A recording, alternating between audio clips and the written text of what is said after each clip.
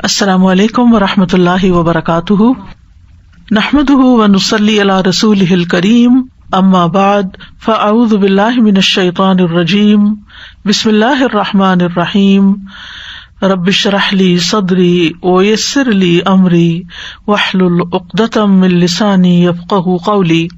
میرے بندے آپ سے میرے بارے میں سوال کریں تو کہہ دیجئے بے شک میں قریب ہوں، میں پکارنے والے کی پکار کا جواب دیتا ہوں جب وہ مجھے پکارے۔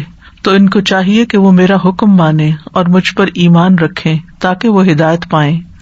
سو اس سے بخشش مانگو پھر اس کی طرف پلٹ آؤ، یقیناً میرا رب قریب ہے، قبول کرنے والا ہے۔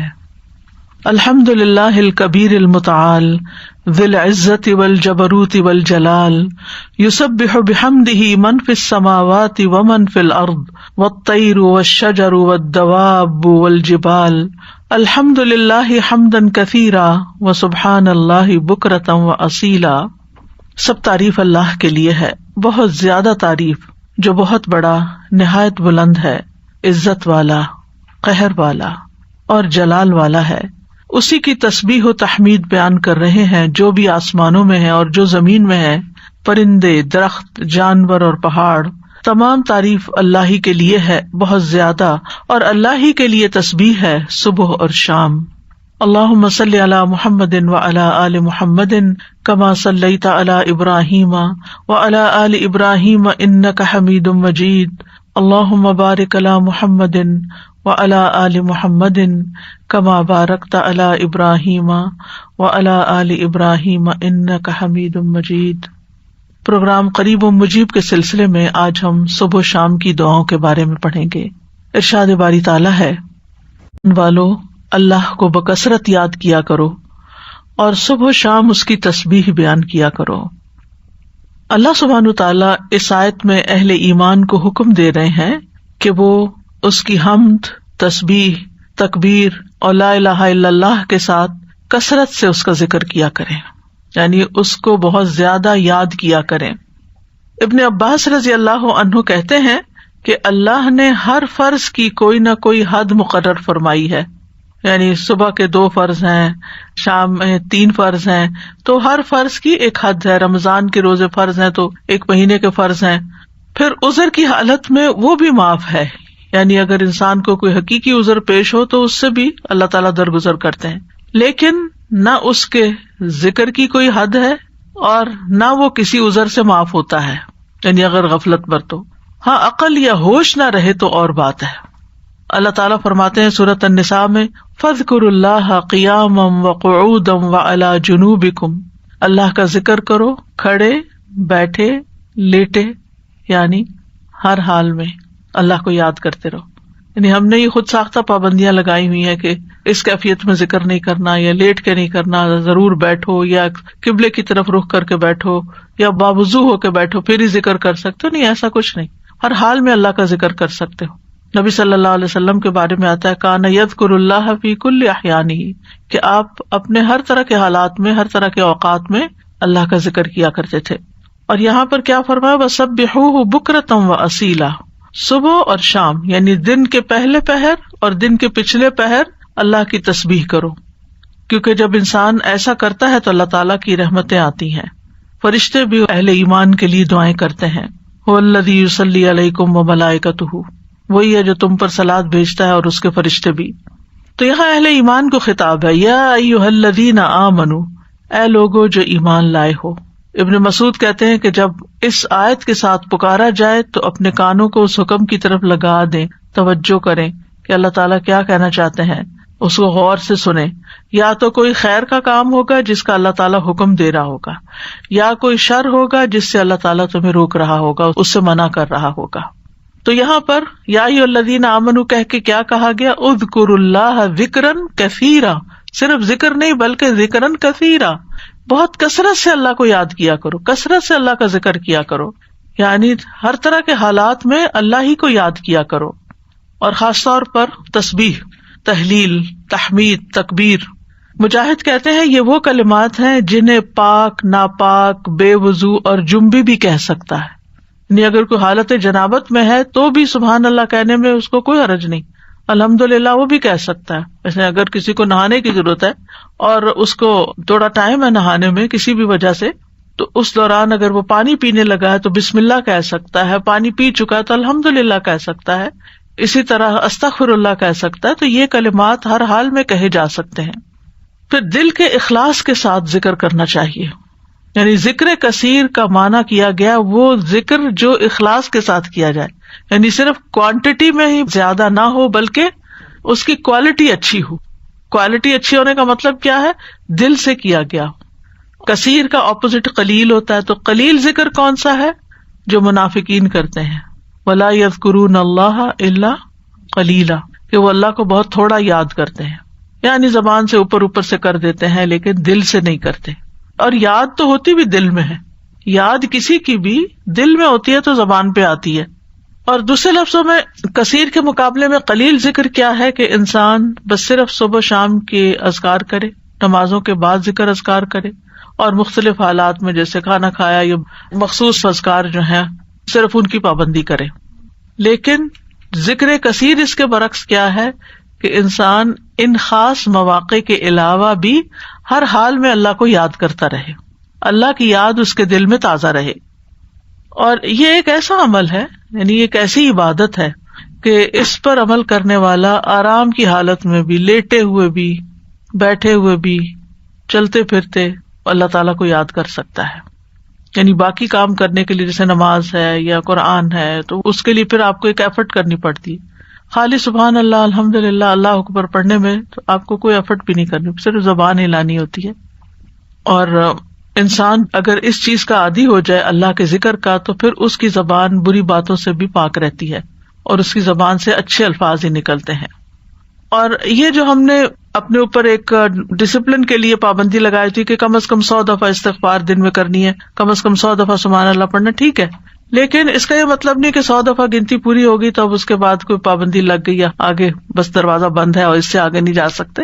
اتنا تو منیمم کریں ہی، یعنی اپنے آپ کو پابند کریں. کیونکہ جب انسان کسی بھی کام کے لیے اپنا ٹارگٹ سیٹ کر لیتا ہے نا کہ آج دن میں یہ کام میں نے اتنی دفعہ کرنا ہے یا فلاں اور فلاں کام آپ کی ٹو ڈو لسٹ ہوتی ہے، تو آپ پھر اس کو چیک کرتے رہتے ہیں کہ ہاں یہ کام ہو گئے. اور اگر آپ نے کوئی ٹارگٹ نہیں سیٹ کیا ہوا، ہاں میں کروں گی تو پھر وہ کام نہیں ہو پاتا.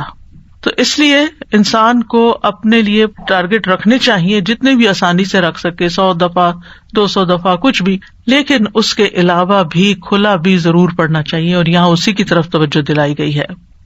امام ابو عمر ابن الصلاح سے پوچھا گیا کہ ذکر کی وہ کتنی مقدار ہے جس کو کرنے کے بعد انسان ان لوگوں میں شامل ہو جائے جو کثرت سے اللہ کا ذکر کرنے والے ہیں. قرآن مجید میں آتا نا والذاکرین اللہ کثیرا والذاکرات اعد اللہ لہم مغفرۃ واجرا عظیما، کہ جو بہت زیادہ اللہ کا ذکر کثرت سے کرتے ہیں، مرد ہیں عورتیں ہیں، اللہ نے ان کے لیے بہت بڑا اجر تیار کر رکھا ہے اور بخشش عطا کرے گا اس کو. یعنی وہ پھر کیا ہے، یعنی کتنا کریں کہ ہم ایسے خوش قسمت لوگوں میں شامل ہو جائیں. انہوں نے کہا کہ اگر وہ نبی صلی اللہ علیہ وسلم سے ثابت شدہ اذکار پر ہمیشگی کرتا ہے، ثابت شدہ یعنی جو پروون ہے، سنت میں موجود ہے، تو وہ ان لوگوں میں شمار ہوگا جو مرد اور عورتیں اللہ کا کثرت سے ذکر کرتے ہیں.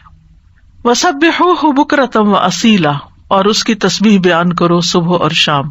تسبیح کا مطلب ہے اللہ تعالیٰ کی ذات کو ان تمام صفات اور افعال سے پاک بیان کرنا جو اس کے لیے جائز نہیں، یعنی اللہ کو ہر عیب سے پاک بیان کرنا.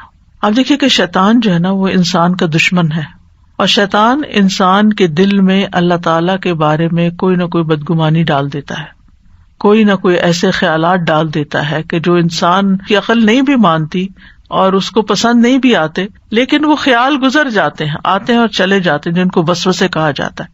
اور اس کا شکار ہر انسان ہوتا ہے کسی نہ کسی درجے پر. سورۃ قاف میں اللہ تعالیٰ فرماتے ہیں وَنَعْلَمُ مَا تُوَسْوِسُ بِهِ نَفْسُهُ، اور ہم جانتے ہیں جو اس کا نفس اس کو وسوسے ڈالتا ہے. انسان کے اندر جو اندر سے اٹھتے ہیں یا شیطان کی ڈالی ہوئی نجاست ہوتی. اب اس کا توڑ کیا ہو؟ کیا اب انسان پریشان ہو کے بیٹھا رہے؟ کچھ لوگ بے حد پریشان رہتے ہیں کہ ہمیں وسوسے آتے ہیں. وسوسے ہر ایک کو آتے ہیں، لیکن ان کا پیچھا نہیں کرنا چاہیے اور ان کو جھٹک دینا چاہیے. جیسے آپ کہیں سے گزر رہے، آپ کے کپڑوں پہ گرد و غبار پڑ گیا تو آپ کیا کرتے ہیں؟ جھٹک دیتے ہیں. بس وسوسوں کو جھٹکتے چلے جائیں، ان کو ٹھہرنے نہ دیں. دوسرا یہ ہے کہ اللہ سبحانہ تعالیٰ کی تسبیح بیان کریں کہ اللہ تعالیٰ یہ جو برے خیالات آتے ہیں آپ ان سب سے پاک ہیں. تو تسبیح اس کا علاج ہے، تسبیح اس کا اینٹیڈوٹ ہے. اور پھر خاص طور پر بکرتم و اصیلا، پہلے پہر اور پچھلے پہر، دن کے ابتدائی حصے میں اور دن کے پچھلے حصے میں. بکرا کا لفظ جو ہے یعنی عام طور پر علماء اس کو سورج نکلنے تک کے وقت کو بکرا کہتے ہیں، اس کو یوں ڈیفائن کیا گیا. اور اصیلا جو ہے عصر اور مغرب کا درمیانی وقت ہے، یعنی قبل طلوع الشمس و قبل غروبها، سورج نکلنے سے پہلے اور سورج غروب ہونے سے پہلے کا وقت جو ہے یہ اذکار کا وقت ہے. اور سبحوہ میں بعض علماء نے سبحہ کا مطلب یہاں نماز فجر اور نماز عصر بھی لیا ہے. تو ذکر کے بعد تسبیح کو خاص طور پر الگ سے بیان کیا گیا. دیکھیں آیت کے پہلے حصے میں کیا ہے، اذکروا اللہ ذکرا کثیرا، کثرت سے ذکر کرو، تسبیح اس کے اندر شامل ہے، لیکن پھر اس کو الگ سے بیان کیا گیا وسبحوہ یعنی تسبیح کرو، اس لیے کہ باقی اذکار پر اس کی فضیلت ہے، یعنی تسبیح کی خاص فضیلت ہے. یعنی کچھ ذکر ہوتے ہیں نا کہ جس میں انسان اللہ تعالیٰ کو یاد کرتا ہے، اللہ تعالیٰ کی بڑائی بیان کرتا ہے، اللہ تعالیٰ کی تعریف بیان کرتا ہے، وہ بھی بہت اچھی بات ہے. اور کچھ ذکر ایسے ہیں کہ جن میں انسان اللہ تعالیٰ کو ہر عیب سے پاک قرار دیتا ہے. تو تعریف مکمل ہی نہیں ہوتی، ذکر مکمل ہی نہیں ہوتا جب تک آپ تسبیح نہ کریں. تو تسبیح اس کا ایک لازمی حصہ ہے. اور پھر خاص طور پر اس لیے بھی کہ جیسے یعنی صبح شام وقت بھی بتا دیا گیا کہ تسبیح کا زیادہ اچھا وقت جو ہے یا مناسب وقت صبح اور شام ہے، کیونکہ یہ اوقات اپنے اندر ایک خاص فضیلت رکھتے ہیں. صبح کا وقت یہ برکت کا وقت ہے، اور والعصر عصر کے وقت یہ اللہ نے قسم کھائی ہے.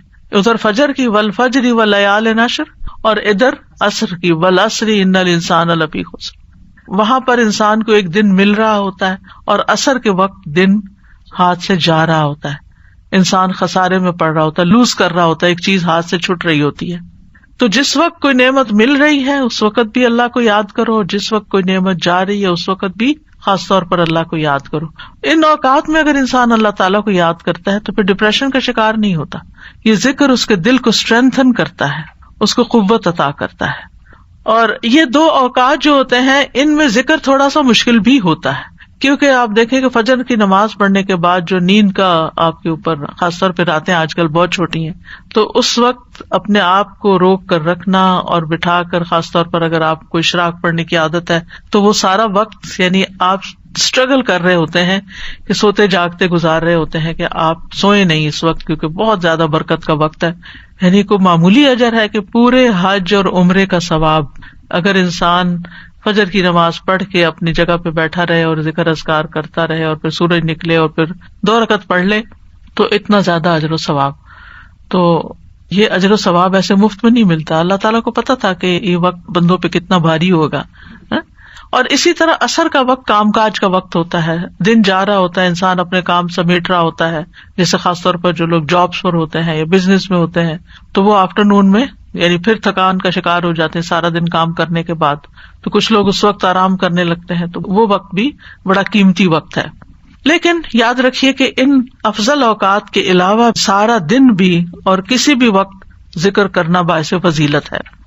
اور اللہ تعالیٰ نے تو ہمیں پیدا ہی اپنی عبادت کے لیے کیا ہے، تو عبادت کی کچھ خاص شکلیں ہیں اور کچھ خاص طریقے ہیں اور کچھ عمومی چیزیں ہیں جو انسان کا ہر وقت عبادت میں شامل کر سکتی ہیں. وما خلقت الجن والانس الا لیعبدون. امام نووی کہتے ہیں کہ اس آیت سے پتہ چلا کہ بندے کی افضل حالت وہ ہے جب وہ اپنے رب کا ذکر کر رہا ہوتا ہے اور وہ ان اذکار میں مصروف ہوتا ہے جو رسول اللہ صلی اللہ علیہ وسلم سے وارد ہوئے، یعنی جو آپ نے بتائے ہیں یا آپ نے کیے ہیں. اور اس طرح انسان اپنی زندگی کا مقصد پورا کر رہا ہوتا ہے.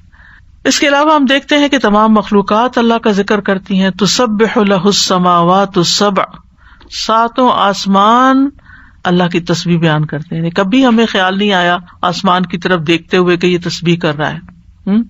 اور یہ نہیں 7 کے 7 کر رہے ہیں. والارض، یہ زمین جس پہ ہم چلتے ہیں، جس پہ ہم چیزیں اگاتے ہیں اور جس پہ گھر بناتے ہیں، یہ زمین بھی اللہ کی تسبیح بیان کرتی ہے.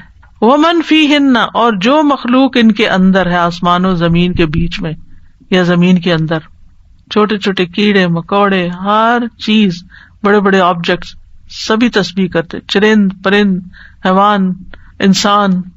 پھر فرمایا وَإِن مِّن شَيْءٍ إِلَّا يُسَبِّحُ بِحَمْدِهِ، اور کوئی چیز نہیں مگر وہ اس کی حمد کے ساتھ اس کی تسبیح کرتی ہے. وَلَٰكِن لَّا تَفْقَهُونَ تَسْبِيحَهُمْ، لیکن تم ان کی تسبیح کو سمجھتے نہیں ہو، یعنی ان کی اپنی زبانیں، ان کی اپنی بولیاں ہیں. إِنَّهُ كَانَ حَلِيمًا غَفُورًا، بے شک وہ ہمیشہ سے بے حد بردبار نہایت بخشنے والا ہے. داؤد علیہ السلام کے بارے میں ہم جانتے ہیں کہ ان کے ساتھ پرندے اور پہاڑ تسبیح کیا کرتے تھے. وَسَخَّرْنَا مَعَ دَاوُودَ الْجِبَالَ يُسَبِّحْنَ وَالطَّيْرَ، ہم نے داؤد کے ساتھ پہاڑوں کو مسخر کیا جو تسبیح کرتے تھے. فرشتے تسبیح کرتے ہیں. وَالْمَلَائِكَةُ يُسَبِّحُونَ بِحَمْدِ رَبِّهِمْ وَيَسْتَغْفِرُونَ لِمَنْ فِي الْأَرْضِ، فرشتے اپنے رب کی حمد کے ساتھ تسبیح کرتے ہیں اور زمین والوں کے لیے بخشش کی دعائیں کرتے ہیں. حاملین عرش جو ہیں وہ خاص طور پر اللہ کا ذکر کرتے ہیں. ان سب میں آپ دیکھیے، چاہے زمین آسمان کی ہر چیز ہو، چاہے فرشتے ہوں، چاہے پیغمبر ہوں، سب کے ساتھ تسبیح کا لفظ آ رہا ہے کہ تسبیح کرتے ہیں. یعنی خالی ذکر نہیں آیا بلکہ تسبیح آیا ہے. تو اس سے بھی تسبیح کی فضیلت پتہ چلتی ہے. سبحان اللہ و بحمدہ سبحان اللہ العظیم، تسبیح بیان کرنا یعنی اللہ تعالیٰ کو ہر عیب سے پاک قرار دینا کہ اس میں کوئی نقص نہیں، کوئی کمی نہیں، وہ پرفیکٹ ہے، کوئی عیب نہیں، اس کا کوئی فیصلہ غلط نہیں، اس کا کوئی حکم، اس کا دین، ہر چیز صحیح ہے، جو بھی اس نے بنائی ہے پرفیکٹ بنائی ہے. تو الذین یحملون العرش ومن حولہ یسبحون بحمد ربہم، جو فرشتے عرش اٹھائے ہوئے ہیں اور جو اس کے ارد گرد ہیں سب اپنے پروردگار کی حمد کے ساتھ اس کی تسبیح کر رہے ہیں، یعنی سارے کے سارے تسبیح کرتے ہیں. اور جہاں تک ذکر کا تعلق ہے تو قرآن مجید میں ذکر کا لفظ بھی آتا ہے، یعنی عمومی ذکر، تسبیح کے علاوہ جو بھی ذکر ہو، اللہ اکبر ہو، الحمدللہ ہو، لا الہ الا اللہ ہو، یا اور جو اذکار ہمیں بتائے گئے صبح شام کے.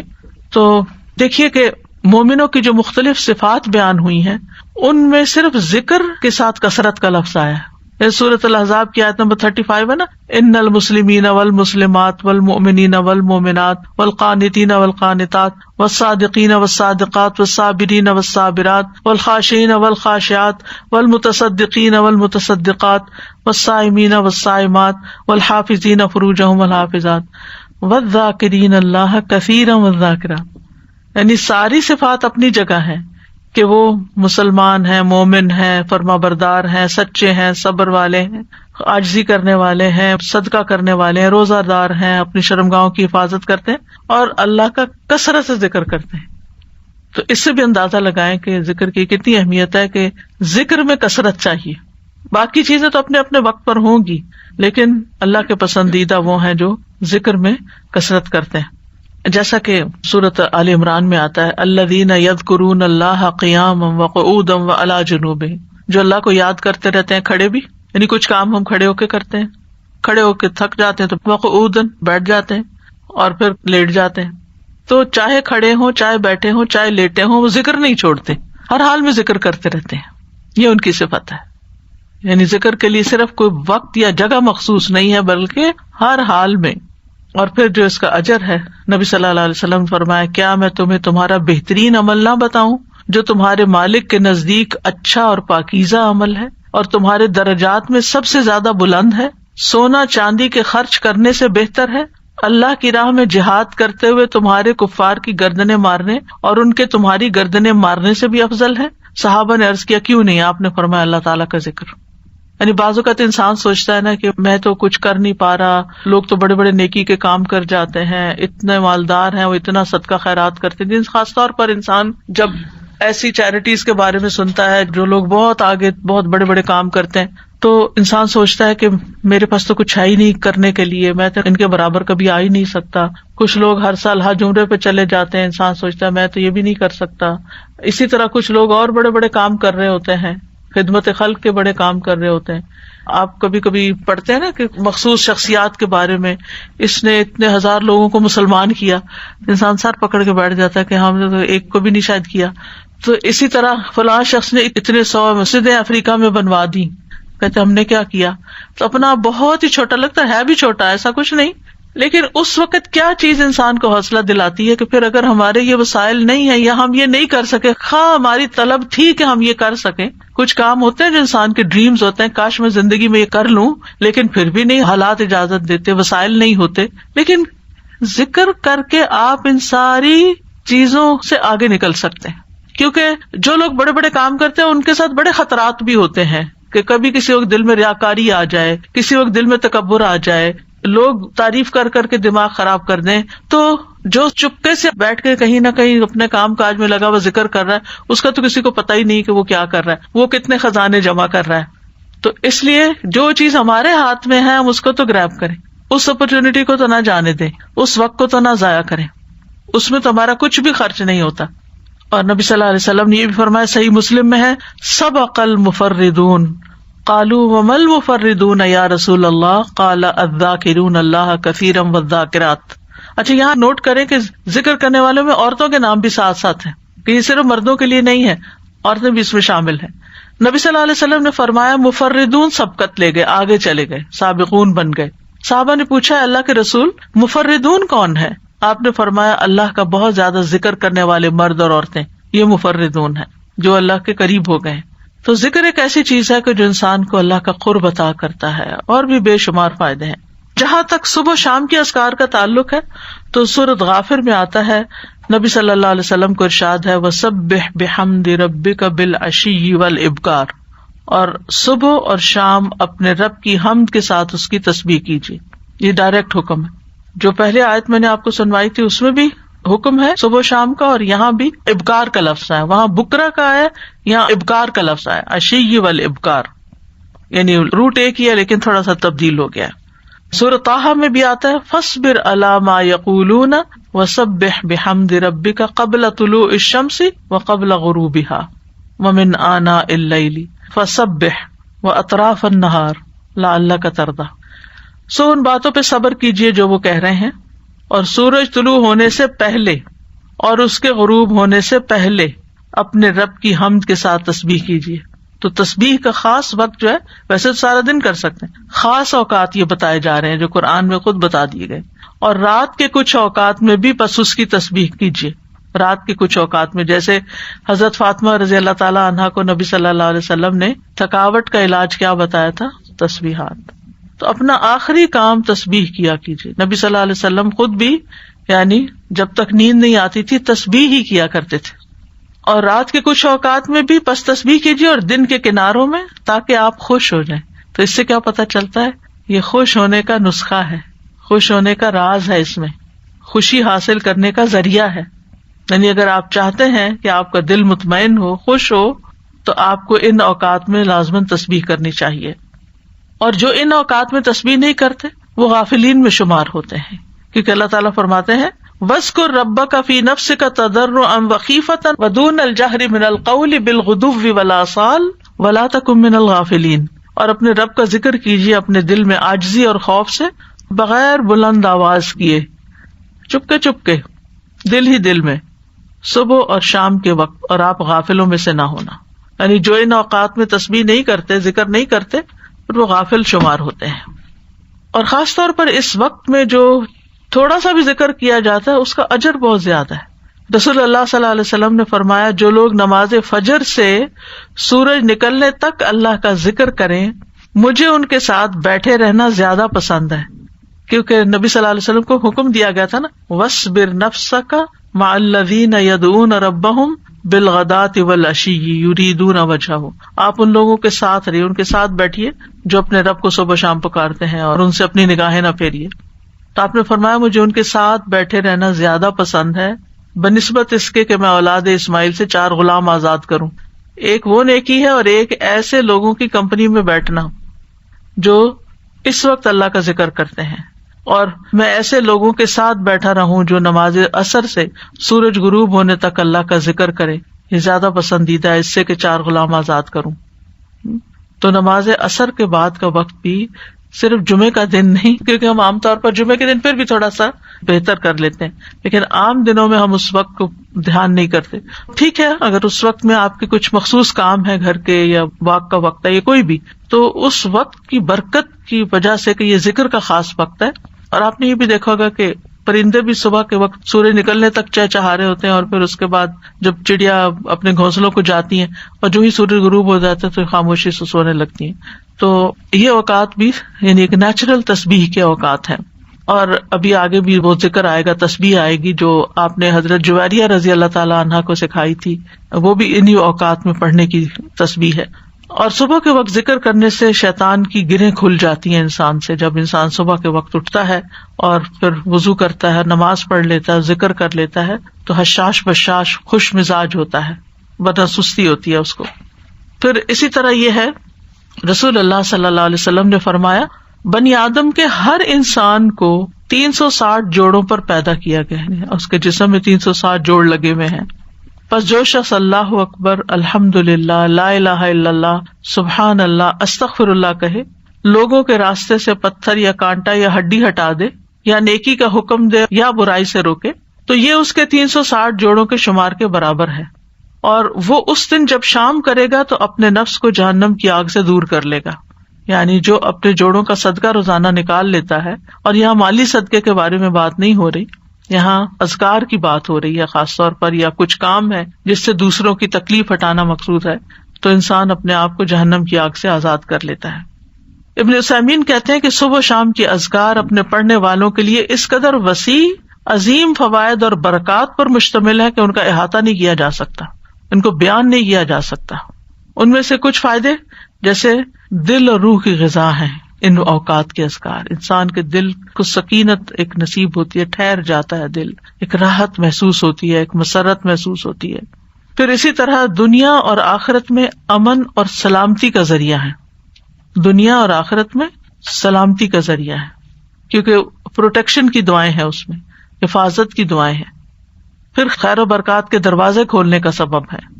پھر چوتھی چیز ہے اجر و ثواب کے حصول کا ذریعہ ہے، یعنی بہت زیادہ اجر و ثواب ہے ان اوقات میں اذکار کا. پھر پانچویں چیز ہے شر کے واقع ہونے سے پہلے، یعنی کسی تکلیف کے آنے سے پہلے اور واقع ہونے کے بعد اسے ہٹانے کا ذریعہ ہے. ویسے بھی نبی صلی اللہ علیہ وسلم نے فرمایا نا، دعا اس مصیبت میں بھی فائدہ دیتی ہے جو واقع ہو چکی ہے، اور اس میں بھی فائدہ دیتی ہے جو ابھی واقع نہیں ہوئی، جو ابھی مصیبت نہیں آئی. اے اللہ کے بندو دعا کو لازم کر لو. تو یہ صبح شام کی دعائیں ہی ہیں ایک طرح سے ان میں زیادہ تر.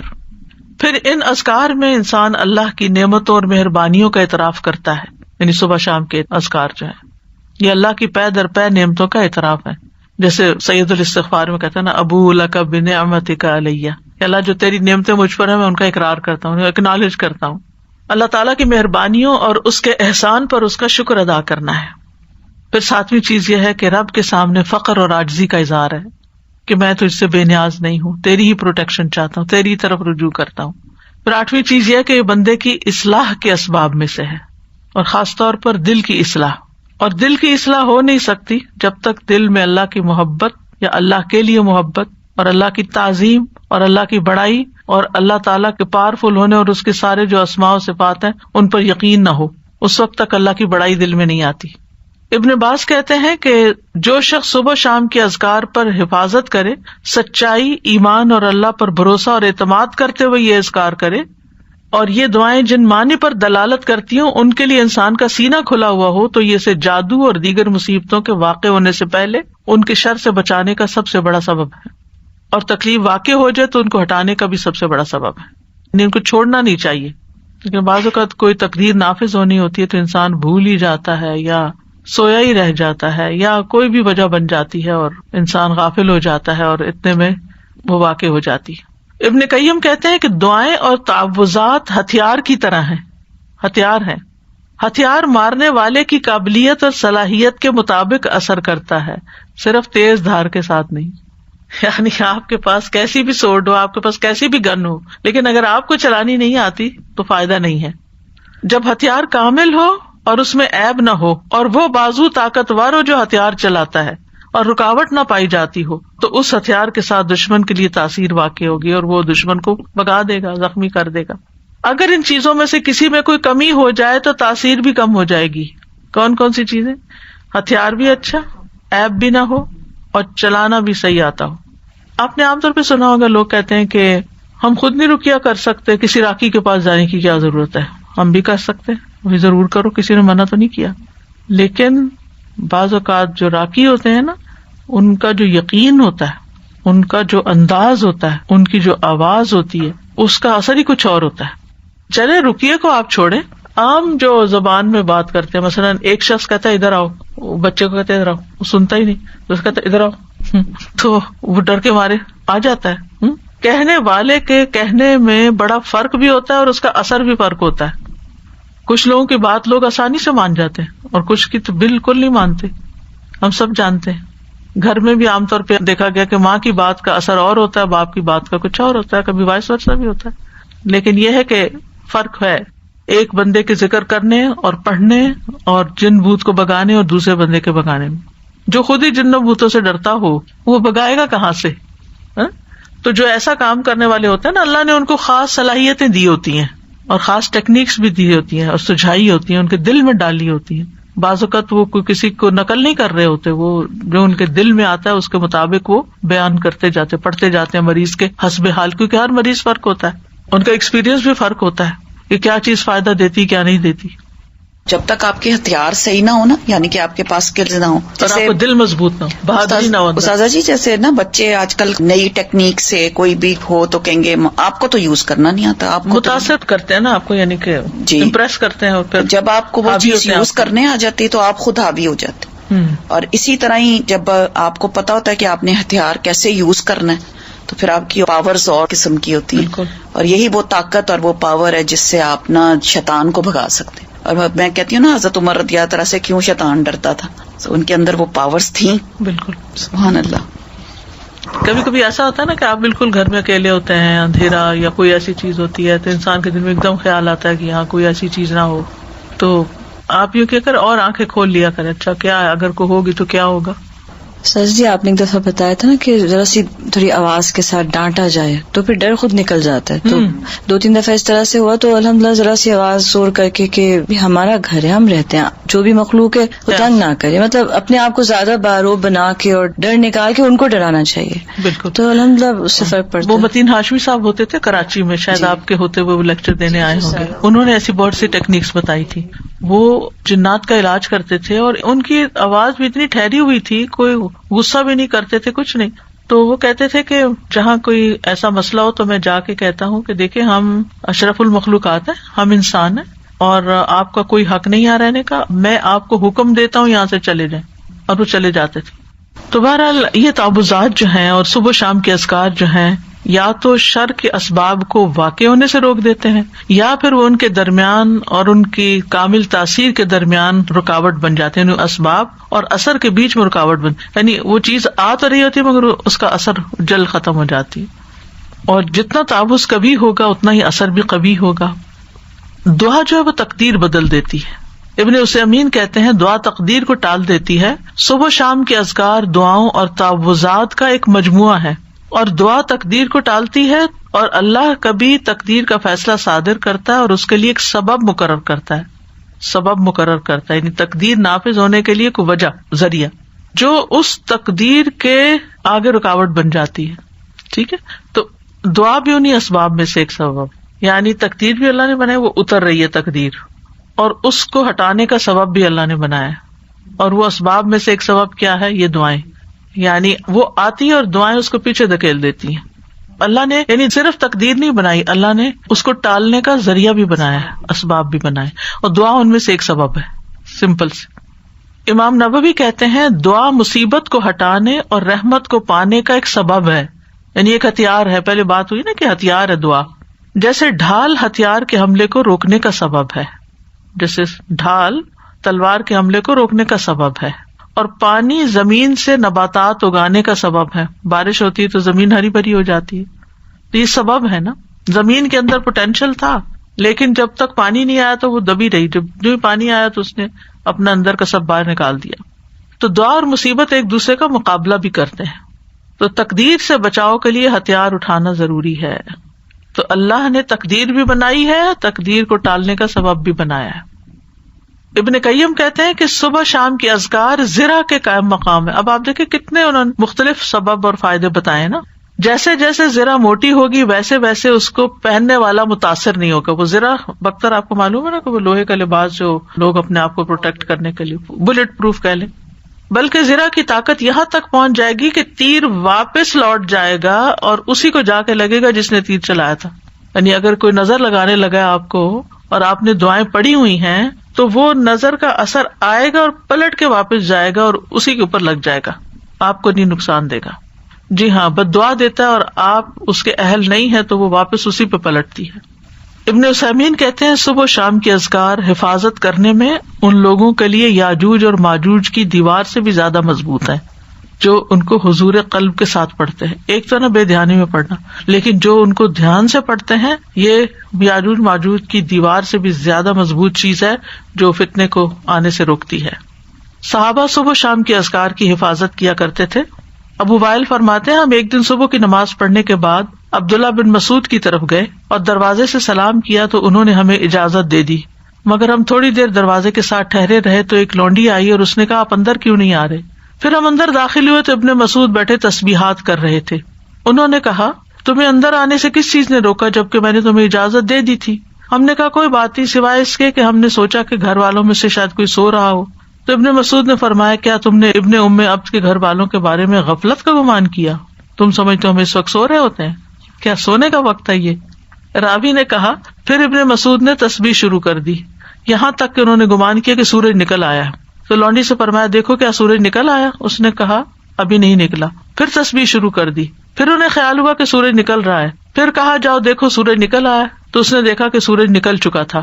ابن مسعود کہتے ہیں الحمدللہ الذی اقالنا یومنا ھذا ولم یہلکنا بذنوبنا. سب تعریف اللہ کے لیے جس نے آج ہم سے درگزر کیا اور ہمارے گناہوں کی وجہ سے ہمیں ہلاک نہیں کیا. کیونکہ تسبیحات جب کرتے ہیں تو گناہ بھی معاف ہوتے ہیں نا.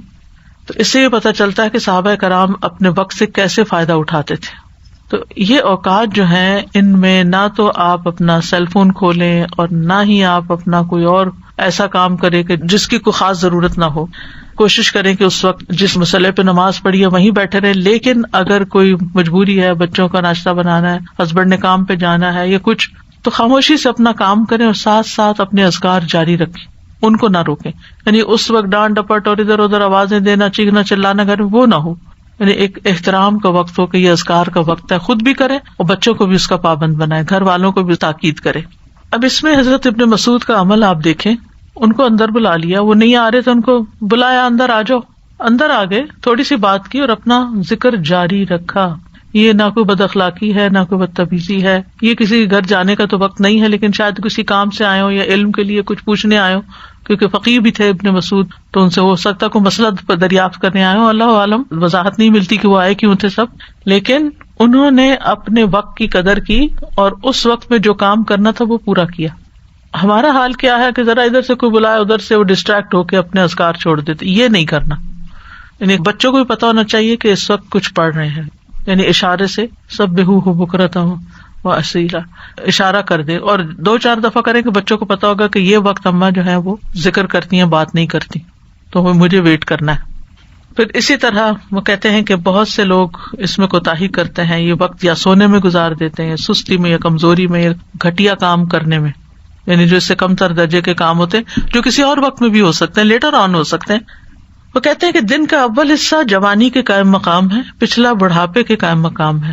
تو جو دن کے پہلے حصے میں دن کی لگام کو تھام لیتا ہے وہ سارا دن سلامت رہتا ہے اور نیکی کے کاموں میں اس کی مدد کی جاتی ہے اور دن میں برکت دی جاتی ہے. ابن قیم کہتے ہیں ایک دفعہ شیخ الاسلام ابن تیمیہ کے پاس میں موجود تھا. انہوں نے صبح کی نماز پڑھی, پھر وہ بیٹھ کر اللہ کی عبادت کرتے رہے اور ذکر کرتے رہے. تقریباً آدھا دن گزر گیا.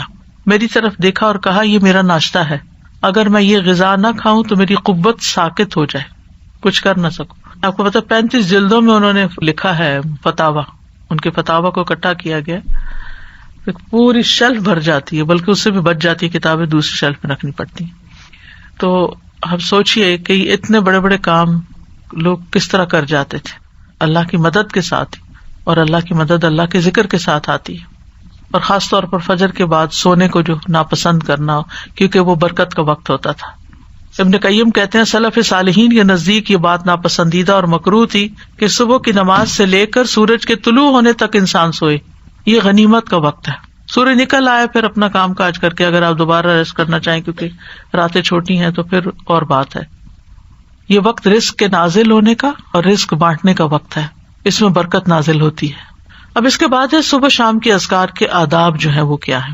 سب سے پہلی بات یہ کہ زبان اور حضور قلب کے ساتھ، دل اور زبان کی حاضری کے ساتھ ذکر کیا جائے. جب یہ دونوں چیزیں متحد ہو جاتی ہیں اور اذکار کرنے والا سچائی، یقین اور اللہ کے ساتھ اچھا گمان کرتے ہوئے ان کے معنی میں غور و فکر کرتے ہوئے پڑھتا ہے تو یہ پڑھنے والے کو فائدہ دیتی ہیں، اس پڑھنے والے کی حفاظت ہوتی ہے، اس سے مصیبتیں دور ہوتی ہیں. ابن قیم کہتے ہیں تمام اذکار سے افضل اور زیادہ مفید وہ ذکر ہے جس میں زبان اور دل ساتھ ہوں، جو بول رہے ہیں وہ آپ کا دل سمجھ بھی رہا ہے اور اس کے موافق ہوں، اور وہ نبوی اذکار سے ہوں یعنی سنت سے ثابت ہوں، اور ذکر کرنے والا معنی اور مقصد سمجھتا ہو.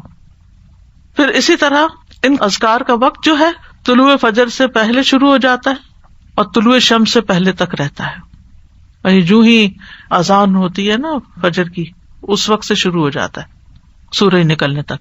اور شام کے اذکار کا وقت عصر کے بعد سے لے کر رات کے اول حصے تک ہوتا ہے، مغرب کے وقت تک. اگر کسی سے یہ اوقات رہ جائیں، ان سے محروم ہو جائے، بھول گیا یا کوئی رکاوٹ بن گئی تو کوئی حرج نہیں. صبح کے اذکار چاش کا وقت ختم ہونے تک پڑھ لے اور شام کے اذکار رات کے 1/3 حصے تک پڑھ لے، لیکن یہ رخصت ہے، اصل وقت ان کا سورج نکلنے سے پہلے اور غروب ہونے سے پہلے کا. یہ ابن باز کہتے ہیں سنت یہ ہے کہ صبح اور شام کے اذکار اور دعاؤں کو ان کے وقت میں ادا کرنے کی حفاظت کی جائے. جب ان کا وقت ختم ہو جاتا ہے تو وہ ثواب بھی ان کے وقت کے ساتھ ختم ہو جاتا ہے جو اس وقت سے متعلق تھا. اب صبح شام کے اذکار میں سب سے پہلا ذکر آیت الکرسی کا ہے. آیت الکرسی کیا ہے؟ اللہ لا الہ الا هو الحی القیوم آخر تک. صبح شام آیت الکرسی پڑھنے سے حفاظت ملتی ہے، یعنی حدیث سے بھی ثابت ہے، خاص طور پر جنات کے اثر سے بچاؤ ہوتا ہے. آیت الکرسی میں آپ دیکھیں اللہ سبحانہ تعالیٰ کا تعارف ہے، اس کے اسماء و صفات ہیں. قرآن کریم کی کوئی اور آیت ایسی نہیں جس میں اللہ تعالیٰ کے اتنے نام اور صفات بیان ہوئی ہوں. اس میں اللہ کا ذاتی نام اللہ بھی آیا اور تقریباً 27 صفات اور افعال وغیرہ آئے ہیں. سب سے پہلے اللہ تعالیٰ کی الوہیت کا ذکر ہے، اللہ لا الہ الا ہو، کہ وہ الوہیت میں اکیلا ہے. پھر الحی القیوم، اور یہ دونوں نام ان کو اسماء اعظم بھی کہا گیا ہے. حی زندہ ہے، نہیں اس کو کبھی موت نہیں آئی، کمال صفات میں سے، اور قیوم قائم رکھنے والا کمال افعال میں سے. بعض لوگ یہ سوال کرتے ہیں نا کہ اللہ تعالیٰ کو کس نے پیدا کیا ہے؟ تو اللہ سبحانہ تعالیٰ کی کوئی بگننگ نہیں ہے جیسے ہماری بگننگ ہے اور ہمارا ایک اینڈ ہے، نہیں، اللہ کی ایسے نہیں. اس میں آپ دیکھیے کہ ٹائم کا کریٹر اللہ ہے، تو جب ٹائم ہی نہیں تھا تب بھی اللہ ہے. یہ مہینے اور سال کس نے بنائے اور ان کی نشاندہی کس سے ہوتی؟ سورج سے. تو ایک وقت تھا کہ سورج نہیں تھا، دن اور رات نہیں تھے، مہینے اور سال نہیں تھے، اللہ تعالیٰ اس وقت بھی موجود تھا. هو الاول، وہی اول ہے، والآخر والظاہر والباطن. تو اس لیے اللہ سبحانہ وتعالیٰ کو پہچاننا ضروری ہے، اس کو جاننا ضروری ہے، اور اس پہچان اور جان کے ساتھ اگر آپ پھر ذکر کرتے ہیں تو اس کا اثر ہی کچھ اور ہوتا ہے. آیت الکرسی بہت پاورفل آیت ہے. اس کے پاور کی وجہ کیا ہے؟ اس میں اللہ تعالیٰ کے نام اور صفات بیان ہوئے ہیں. لا تأخذہ سنۃ ولا نوم، نہ اس کو نیند آتی ہے نہ اونگ آتی ہے، ہلکی نیند بھی نہیں آتی، گہری نیند آتی ہی نہیں ہے. پھر ہر چیز کا مالک ہے، لہو ما فی السماوات و ما فی الارض، ہر چیز اسی کی ہے، ہر چیز اسی کے کنٹرول میں ہے. من ذا الذی یشفع عندہ الا باذنہ، کوئی اس کے ہاں سفارش بھی نہیں کر سکتا، اس کی جرات بھی نہیں کر سکتا مگر جس کو وہ خود اجازت دے. یعنی پورا کنٹرول، اقتدار سب اسی کا ہے. یعلم ما بین ایدیہم وما خلفہم، اس میں اللہ تعالیٰ کے وسیع علم کی خبر دی گئی ہے کہ اللہ تعالیٰ بندوں کا ماضی مستقبل ہر چیز جانتا ہے. بندے اپنے بارے میں سب کچھ نہیں جانتے، اور جو جانتے ہیں وہ بھی ان کو یاد نہیں ہوتا. پچھلے دنوں کسی نے ایک نوٹ بھیجا، اس میں لکھا کہ جب آپ یونیورسٹی میں پڑھاتی تھی تو اس وقت الہدیٰ نہیں بنا تھا، تو میں ایک دن آپ کی کلاس اٹینڈ کرنے کے لیے گئی، تو آپ نے سنن نبی داؤد میں سے فلاں چیپٹر پڑھایا اور آپ سے اسٹوڈنٹ نے یہ سوال کیا اور آپ پیپر دے کے ان کے اوپر ڈسکس کریں. میرے کسی حافظے میں ہے ہی نہیں کچھ، مجھے بالکل یاد نہیں کہ ایک اسٹوڈنٹ نے آپ سے یہ سوال کیا تھا اور آپ نے اس کا یہ جواب دیا تھا، کچھ بھی یاد نہیں. ہمارا اپنے بارے میں یہ حال ہے کہ ہم اپنے آپ کو نہیں جانتے. ہم جو کچھ کر چکے ہیں ہم نہیں جانتے کہ ہم نے زندگی میں کیا کچھ کیا، تو ہم کسی اور کے بارے میں تو کیا جانیں گے. لیکن اللہ سب کچھ جانتا ہے. یعلم ما بین ایدیہم جو فیوچر میں ان کے آگے آ رہا ہے، وما خلفہم جو پیچھے گزر چکا ہے، سب پتا ہے اس کو. یہ اس کے وسیع علم کی ایک جھلک ہے. باقی ہر چیز کے بارے میں جو کچھ وہ جانتا ہے وہ تو کوئی ایک پتا نہیں گرتا مگر وہ اس کو جانتا ہے. خشکی میں، سمندر میں، آسمانوں میں، زمین میں، کسی پتھر کے اندر ایک دانہ بھی چھپا ہوا تو مثقال ذرۃ فی السماء والارض ولا یحیطون بشیء من علمہ الا بما شاء. اور جو اس کا علم ہے اس میں سے کوئی اس کے علم کا احاطہ ہی نہیں کر سکتا مگر جتنا وہ چاہتا ہے. یعنی اس کے علم کا بہت تھوڑا حصہ انسانوں کو ملا. جیسے خضر اور موسیٰ علیہ السلام کے واقعے میں آتا ہے نا کہ وہ جب کشتی میں بیٹھے تو ایک چڑیا نے پانی کی چونچ میں لیا تھا کہ بندوں کا علم اللہ کے علم کے مقابلے میں ایسا ہی ہے جیسے چڑیا کی چونچ میں پانی اس سمندر کے مقابلے میں. وہ ساری مخلوق کا علم اتنا سا ہے، بس اس پر تو پھر ہم بھروسہ کرتے ہیں، اس علم کے اوپر ہم فخر کرتے ہیں. اور جو اللہ کا علم ہے اس کی طرف کبھی توجہ ہی نہیں کی. وسع کرسیہ السماوات والارض. اللہ کی عظمت کے ساتھ ساتھ اس کی مخلوقات کی عظمت کو بیان کیا گیا. یہاں کرسی جو اللہ کی مخلوقات میں سے ایک مخلوق ہے وہ آسمان و زمین پہ چھائی ہوئی ہے، ہر چیز کو انکمپس کیے ہوئے. پھر جو اس کا بنانے والا ہے اس کی عظمت کیا ہوگی. اور کرسی جو ہے وہ رب تعالیٰ کے دونوں قدموں کی جگہ ہے. استاذ جی مجھے خیال آ رہا تھا کہ اللہ سبحانہ تعالیٰ کے بارے میں اللہ سبحانہ تعالیٰ کے بھیجے ہوئے علم سے استفادہ کرنا یہ کتنی زیادہ ایک آنرڈ چیز ہے. تو ہم خود بھی اس آنر کو آنر نہیں کرتے، کیونکہ آپ دیکھیں کہ کوئی سمر سے یا کوئی پچھلے سال سے آپ کسی سے ملتے ہیں نا، کہتے ہیں اچھا ہم یہ فلاں یونیورسٹی کا یا آن لائن کورس کیا یا ہم نے یہ کیا یا ہم یہ کیا. تو آپ کیا کریں؟ نہیں، ہم تو بس لسنر بن کے یہاں کلاس اٹینڈ کر رہے ہوتے. We don't even honour this knowledge that has come from اللہ سبحانہ تعالیٰ کمپیئر ٹو کہ ایک چھوٹا سا کوئی سرٹیفکیٹ کورس، کوئی ٹیک کا کوئی کچھ کر دیا. ٹھیک ہے وہ بھی علم نافع ہوگا لیکن اس کا فائدہ سامنے نظر آ رہا ہے نا، اس کا فائدہ جمع ہو رہا ہے، ابھی نظر نہیں آ رہا. جی تو بس یہ ہماری ویکنیس ہوتی ہے کہ جو چیز ہمیں نظر آتی ہے ہم اس کو زیادہ ویلیو کرتے ہیں بنسبت اس کے کہ جو نظر نہیں آتی. سادہ جی پڑھنے اور نہ پڑھنے میں بھی بہت فرق نظر آتا ہے کہ جس دن نہیں پڑھتے، جس دن نہیں اٹینڈ کرتے، آن لائن ہوتے ہیں اور آن کیمپس ہوتے ہیں، اس کا بھی بہت فرق نظر آتا ہے. آپ کو روشنی ایسی ملتی ہے اور جس دن آپ نہیں پڑھتے اس دن آپ کو اندھیرا سا، سستی سی. And there are so many things I can tell. سورج نکلنے والا دن اور بادلوں والا دن ہوتا ہے نا، بالکل ایسا ہوتے تو دونوں دن ہیں. ولا یعودہ حفظہما، اور ان دونوں کی حفاظت اللہ تعالیٰ کو تھکاتی نہیں، بوجھل نہیں کرتی. یعنی آسمانوں اور زمین کی حفاظت اور ان کے اندر جو کچھ ہے وہ اللہ سبحانہ وتعالیٰ کے کامل کنٹرول اور اقتدار میں ہے، اور وہ ان میں سے ہر چیز کی ٹیک کیئر کرتا ہے. دیکھیں ہم اپنی کیپیسٹی میں سب بات سمجھنے کے لیے ایک چھوٹا سا بھی کام ہمارے ذمہ ہوتا ہے نا، گھر کا ایک چھوٹا سا کام، تو وہ بھی کر کے تھک جاتے ہیں. کون سا کام ایسا ہے جسے آپ کر کے تھکے نہ ہو نا؟ کلیننگ ہے یا کوکنگ ہے، کچھ بھی ہے، کوئی بھی زندگی میں کام ہوتے ہیں. بچوں کی ٹیک کیئر کرنا ہے، پڑھنا ہے، ہر کام کر کے ہمیں ریسٹ چاہیے ہوتا ہے، ہمیں تھکاوٹ ہو جاتی. یہاں اللہ تعالیٰ فرماتا ہے ولا یعودہ حفظہما، آسمان ہو، زمینیں ہو، جو بھی ہو، ان کی حفاظت، ان کے اندر کیا سسٹم چل رہے ہیں، کیا کرنا ہے، کیسے کرنا ہے، یہ چیزیں اس کو تھکاتی نہیں، بوجھل بھی نہیں کرتی. چلے بعض اوقات ہمیں فزیکل تھکاوٹ نہیں ہوتی، یعنی جسمانی تھکاوٹ نہیں ہوتی، لیکن ہم مینٹلی تھک جاتے ہیں، یعنی اکتاہٹ شروع ہو جاتی ہے ہمیں. ایک کام اگر روز کرنا شروع کر دیں تو ہم بور ہو جاتے ہیں. چند سال کوئی کام کر لیں تو اس سے بھی ہم تھک جاتے ہیں، چاہے کتنا ہی اچھا کام ہو. اللہ سبحانہ وتعالیٰ کو یعنی یعودو کا لفظ صرف تھکاوٹ کے لیے نہیں آتا، بوجھل پن کے لیے بھی آتا ہے. یکسانگی یا اکتاہٹ یا کچھ وہ بھی لاحق نہیں ہوتی. یہ معمولی بات نہیں ہے، بہت بڑی بات، بہت بڑی بات. قرآن مجید میں آتا ہے کہ اللہ تعالیٰ ہی آسمان اور زمین کو تھامے ہوئے ہے کہ اپنی جگہ سے ٹل نہ جائیں. اگر وہ دونوں ٹل جائیں تو ان کے بعد کوئی بھی ان کو تھام نہ سکے گا. یعنی صرف اس نے بنا کے چھوڑ نہیں دیا. اب یہ آسمان جو بغیر ستونوں کے ہے، کسی نے تھاما ہوا تو ہمارے اوپر ہے نا، ورنہ تو نیچے آ پڑے. وہو العلی العظیم، اور وہ بہت بلند، یعنی مطلق بلندی ہے اس کی، اور عظیم بہت عظمت والا ہے. کوئی مخلوق میں اس کے مشابہ نہیں، کسی کی وہ بڑائی نہیں. لیکن افسوس یہ کہ ہم مخلوق کو پھر بڑا سمجھتے ہیں اور اس کی بڑائی محسوس نہیں کرتے کہ وہ بڑا ہے. جس دن یہ یقین آ گیا نا کہ وہ بڑا ہے تو پھر لوگوں کی ناراضگی، لوگوں کی پسند ناپسند کا خوف، یہ ساری چیزیں نکل جائیں گی. پھر اللہ کے حکم پر عمل کرنا بھی آسان ہوگا کہ اللہ بڑا ہے نا، اللہ میرے شوہر سے بھی بڑا ہے، اللہ میرے بہن بھائیوں سے بھی بڑا ہے، اللہ اس سوسائٹی سے بھی بڑا ہے، اللہ سارے فلاسفر سے اور سارے قانون دانوں سے اور سارے سائنٹسٹ سب سے بڑا ہے، تو اس کا حکم بھی سب سے بڑا ہے میرے لیے. پھر آپ کو کوئی بھی اس کا حکم ماننے میں مشکل لگے گی نہیں.